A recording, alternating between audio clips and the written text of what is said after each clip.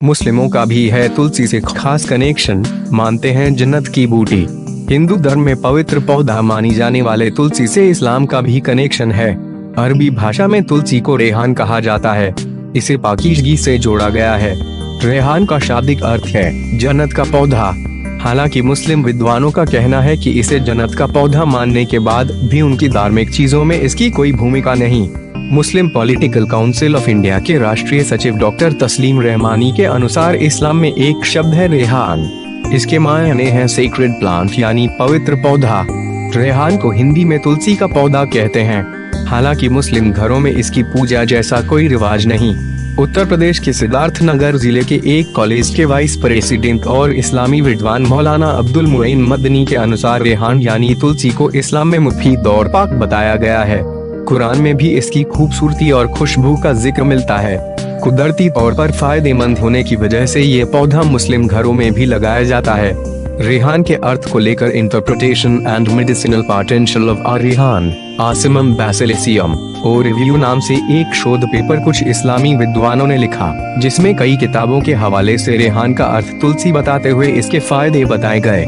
Internet पर इस तरह की सामग्रियों का ढेर है जो कहता है कि इस्लाम में भी तुलसी यानी रेहान की मान्यता है।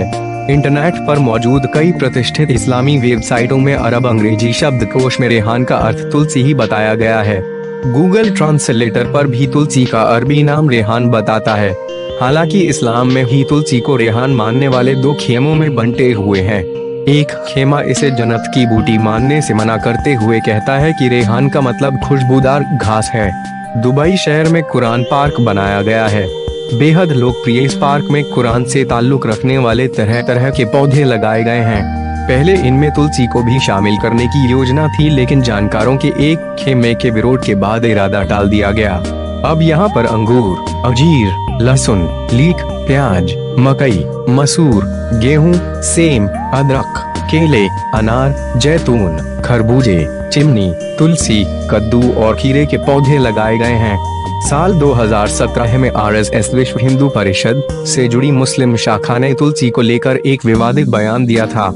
संघ के इस मुस्लिम संगठन मुस्लिम राष्ट्रीय मंच ने कहा था कि कुरान में जिस जन्नत के पौधे के बारे में बात होती है वो और कुछ नहीं बल्कि असल में तुलसी का पौधा है। कुछ वक्त पहले इस मंच ने ये भी कहा था कि वो हर मुस्लिम के घर पर तुलसी का पौधा लगाने का अभियान चला सकता है।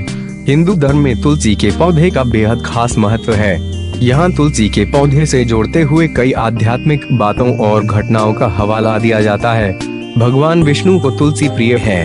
किसी भी देवी देवता को भोग चढ़ाते हुए तुलसी की पत्तियां डाली जाती हैं। इससे प्रसाद पूर्ण माना जाता है। इसके सेहत से जुड़े फायदे भी बताए गए हैं। सर्दी, खांसी और मौसमी बुखार में तुलसी के पत्तों का सेवन काफी फायदेमंद होता है।